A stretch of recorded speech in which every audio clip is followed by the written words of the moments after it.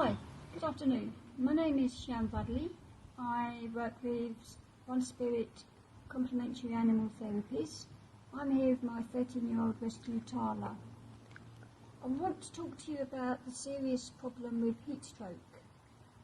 Even though it comes up every year, we're still reading horror stories on the media and on Facebook and online. And next year the temperatures are going, next week and then the next week the temperatures are going to skyrocket. So I wanted to share with you some facts, some tips, and at the end of this presentation I'll show you some acupoints that you could do if you do get caught out, because it is easy to get caught out. Tala herself, in fact, know your dog. Many breeds are higher risk. The flat-faced breeds, for example, and I'll cover those later. Tala, she ticks many boxes as being high risk. She's elderly, she's arthritic, so her body's slow anyway, and she's black. So, and despite the fact she's 13, she still acts like a puppy and thinks she's a puppy. So I have to take charge.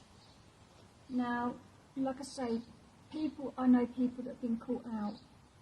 You don't realise how hot it is and how it affects your dogs, which is why I want to do the video. If you're out with your dog, the signs of heat stroke, they will be panting excessively, more so than normal. When they're panting, look at the tongue. It could be bright red and purple. Alright, you're not going to be able to examine the tongue once they're collapsed, because your dog's going to be unconscious at that point, to get a good look at the tongue. You can look inside the lip, check the gums. Are they pink? Are they healthy? Taras are quite healthy for our age. This you can look at, they would be very pale if a dog has got a heat stroke. The reason they'll be pale is because they'll be going into shock fast, and that's a bad situation. Another way you can do is check your dog's femoral artery. Now this is something it's a good idea to practice at home on your dog when they're having belly rubs. Do it with your fingers, not your thumb, because there's a pulse in your thumb. You get to the back leg and right in the groin with your fingers. You just feel in the groin until you find the pulse. Now Tala's really hairy, but it's best bet, get used to finding the pulse on your dog when they're at home having a good old belly rub. When you've got your hand on the pulse, you count the beats, the heartbeats. You can do it for 15 seconds and times by 4 to get your full minute. If you're rubbish at maths like me, I do it for 30 seconds and I double it.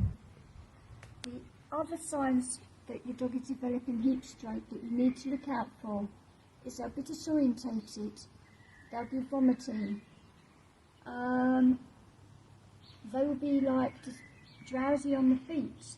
Like I said, the heart rate will go up, they will start falling down, they'll start collapsing. And you can tell by just the look, they get this glaze, this look in their eyes, you just know that this dog is not right.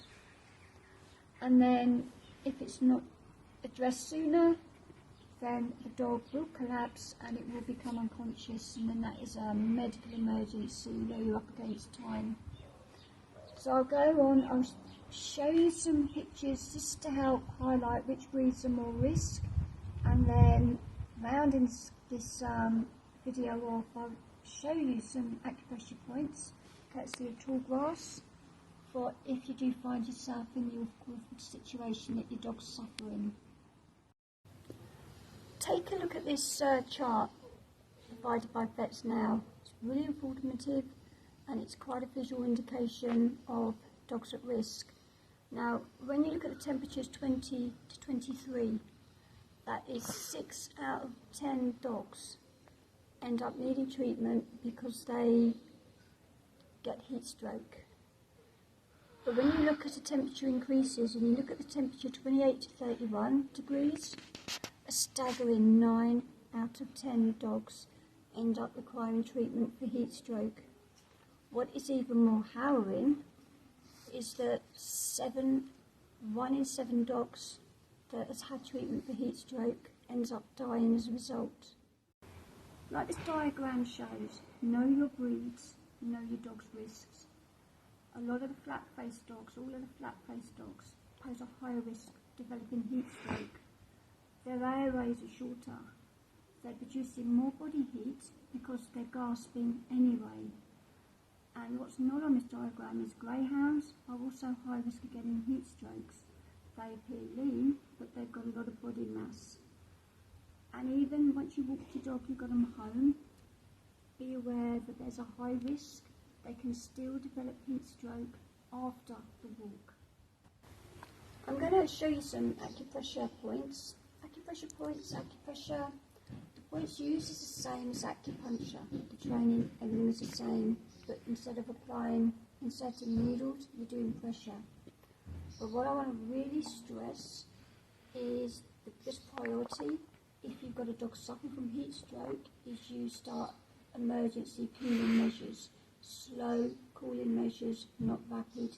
Get them in the shade, give them drinks, cool them down, and you just seek veterinary emergency care. The acupressure points that you do, they're to support the dog further, because heat stroke affects all of the organs inside, and the acupressure is to be used as well as veterinary input. Right, first point, this is one of the best points that you can use, is governing vessel 26. This is located on the upper lip, and it's just at the end of the nostrils. Now I'm just going to point, I will give you diagrams, but on a lot of breeds the line carries down, and you can just press the point there. Obviously the dog is distress, fitting or whatever, and there's risk of biting, you don't want to do that. But these are emergency points, and that's governing vessel 26. The second acupressure point I'll show you, which you can use while you're en route to emergency veterinary care, is largely testing 11. The easiest way to find it, you take the front limb and you bend it at the elbow, and it lies on the outside in the crease of the elbow, and it's on the outside. So large intestine 11.